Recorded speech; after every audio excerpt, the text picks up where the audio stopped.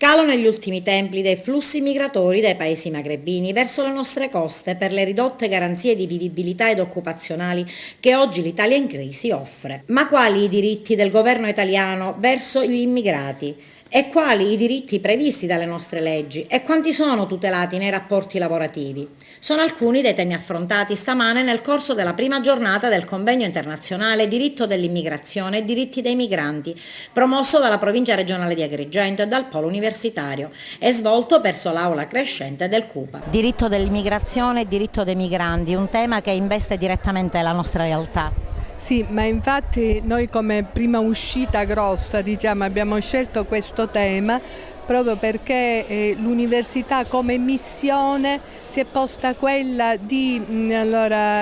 vivere assieme al territorio e quindi alle forze sane, alle istituzioni politiche, religiose, militari, i temi che interessano questa terra. Chiaramente non si poteva non iniziare da questo tema dell'immigrazione e dei diritti degli immigrati, tenendo conto di un quadro normativo che è complesso, contraddittorio, ma tenendo conto che noi dobbiamo conciliare da un lato i profili giuridici della materia che sono complessi, appunto dicevo contrattuali, dall'altro lato tenendo conto che stiamo parlando di uomini. Al di là dell'ambito legale, quali le problematiche legate all'accoglienza e all'inserimento sociale?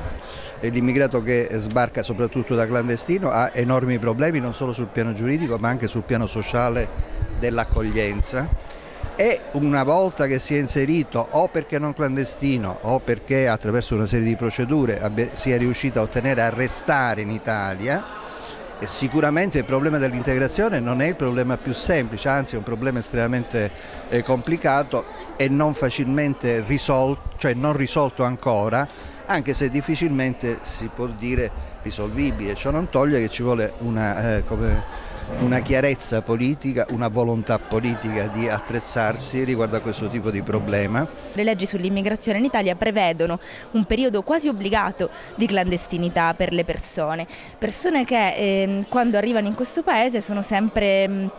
più in difficoltà, possiamo dire, sia perché l'Italia è fortemente in crisi e quindi le possibilità di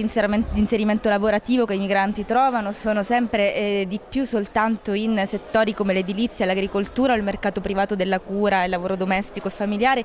che sono ad altissimo tasso di sfruttamento, quindi sono condizioni di vita veramente sempre più complicate, e sia per come funzionano le politiche migratorie in questo paese, che hanno delle rigidità veramente discriminatorie.